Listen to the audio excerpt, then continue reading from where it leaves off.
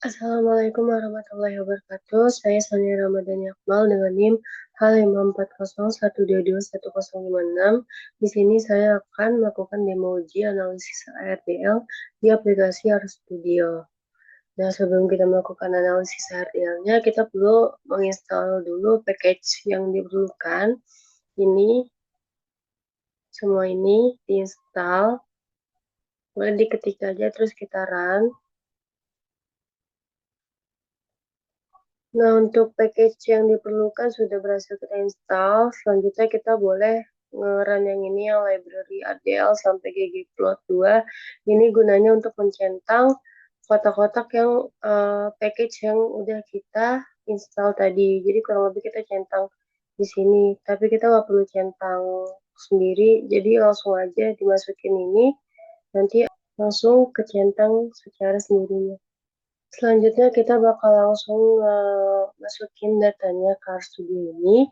Nah, boleh masukin rumus ini, set WD, dan ini langsung aja kalian copy aja data kalian letaknya di mana gitu. Kalau data saya di C users, Asus di downloads. Nih. Terus selanjutnya nantinya RStudio ini akan ngebaca data dari kita. Nah, untuk membacanya itu boleh diketik di sini data red titik csv dalam kurung data.csv. Kita run yang ini dulu.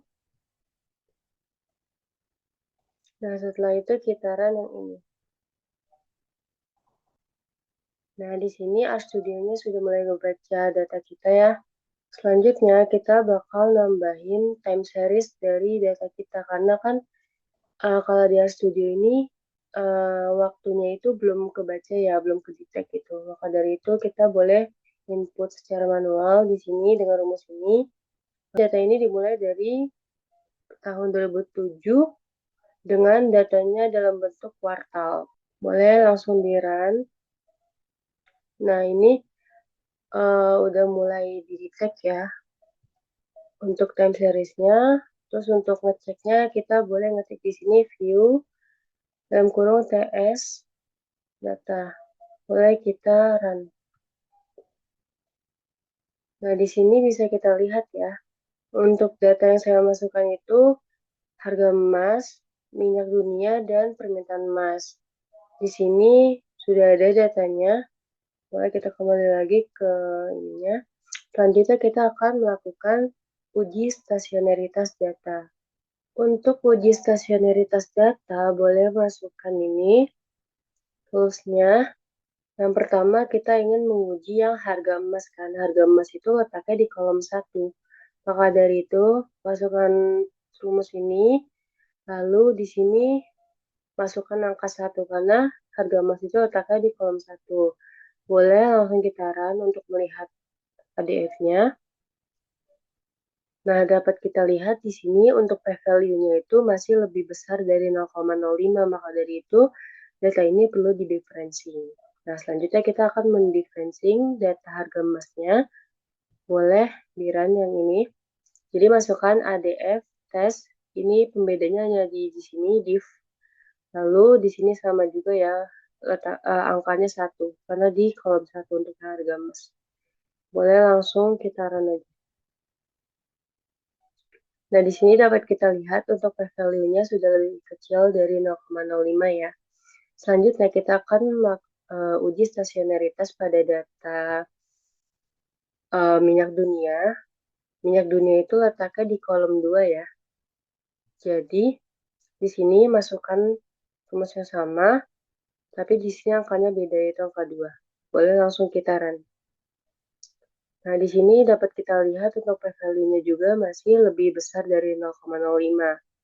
Kita perlu melakukan differencing pada data minyak dunia. Nah, di sini boleh masukkan rumus yang seperti ini juga, tapi pembedanya hanya di angkanya ini. Angkanya 2, karena kan minyak dunia di kolom 2. Boleh langsung kita run. Di sini setelah kita lakukan differencing, ternyata p-value-nya sudah lebih kecil dari 0,05. Boleh kita lanjut ke uji stasionaritas berikutnya, yaitu data permintaan emas. Permintaan emas itu letaknya di kolom 3. Boleh kita masukkan ADF test, terus untuk angkanya 3 di sini karena kolom 3. Lalu kita run. Dapat kita lihat untuk nilai p-value-nya juga masih lebih besar dari 0,05. Maka dari itu kita perlu melakukan referencing pada data permintaan emas. Boleh masuk ke rumus ini. Terus angkanya 3 di sini karena minyak dunia kolom 3, boleh langsung kita run. Di sini dapat kita lihat untuk nilai p-value-nya sudah lebih kecil dari 0,05. Selanjutnya kita akan melihat struktur datanya. Data kita itu time series ya, coba kita buktikan apakah benar. Nah, di sini juga terbaca ya bahwa data kita sebelumnya itu sudah time series. Nah, data time series ini perlu kita ubah jadi data frame. Nah, boleh masukkan rumus ini, lalu kita run. Nah, terus untuk membuktikan apakah data ini sudah berubah jadi data frame, boleh kita masukkan rumus ini kembali, lalu kita run. Nah, di sini sudah terbaca ya bahwa yang sebelumnya datanya time series sudah terubah jadi data frame. Nah, karena tadi data kita dari time series diubah jadi data frame, nah di sini kita pastikan lagi nih bahwasannya variabel yang kita gunakan itu ada harga emas, minyak dunia, dan permintaan emas. Di sini saya singkat ya. Boleh masukkan ini, file names, ts, underscore data, terus dengan rumus ini. Boleh langsung kita run. Nah, di sini pembuktiannya apakah benar terbaca untuk variabel ini atau tidak. Nah, di sini dapat kita lihat ya, untuk variabelnya itu sudah dilabeli atau terbaca ya, HE, MD, dan PE di data frame tersebut. Lalu selanjutnya kita bakal mengubah datanya itu biar yang terbaca itu dalam bentuk numerik. Jadi boleh masukkan rumus ini. Pertama kita ubah yang harga emas. Kita pastikan bahwasannya nilainya itu dalam bentuk angka. Boleh masukkan rumus ini. Lalu kita run. Terus kita pastikan juga bahwasannya yang di minyak dunia juga dalam bentuk angka. Kita run. Lalu untuk permintaan emas juga sama. Kita run. Nah, setelah itu, sebelum kita melakukan analisis RDL-nya, kita perlu menginstal package yang ini, Dynamax. Kita install dulu. Kita run. Dan jangan lupa package yang udah kita install tadi, kita centang. Boleh pakai tools ini. Nah, ini langsung tercentang di sini. Selanjutnya kita akan melakukan analisis RDL-nya.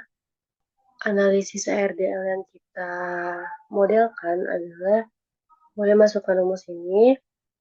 Lalu di sini harga emas, kita mau lihat apakah minyak dunia dan permintaan emas itu mempengaruhi harga emas. Nah, di sini masukkan juga data sama dengan ts underscore data. Lalu untuk max ordernya itu dilihat dari lag-nya. Lag-nya itu dimasukkan 333. Lalu untuk pemilihan lag-nya itu dari AIC. Boleh kita run.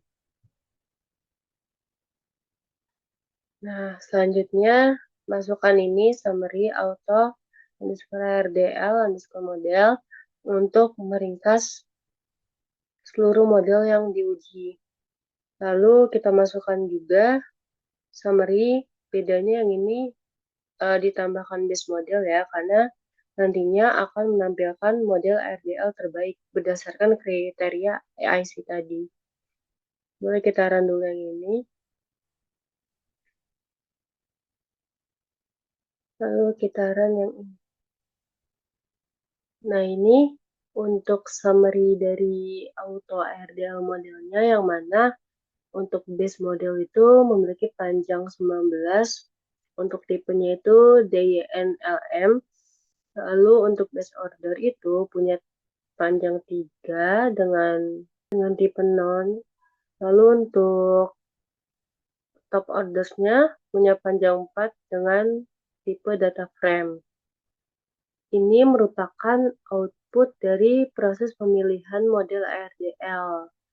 Dan model terbaik yang dipilih menggunakan pendekatan DYNLM ini. Lalu untuk summary yang base model ini, kita lihat nilai LHE-nya memiliki p-value 0,0126.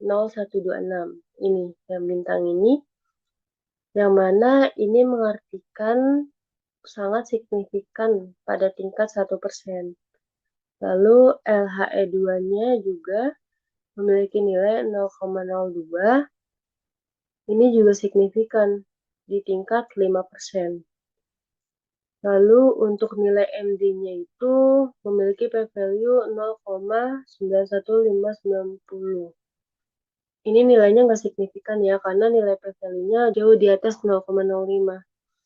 Dan untuk nilai dari LMD123-nya sama PE, LPS12 juga, PE dan LPS1 itu nilainya juga tidak signifikan karena memiliki p-value yang lebih besar dari 0,05. Maka dari itu dapat kita simpulkan untuk variabel yang signifikan itu hanya LHE1 dan LHE2.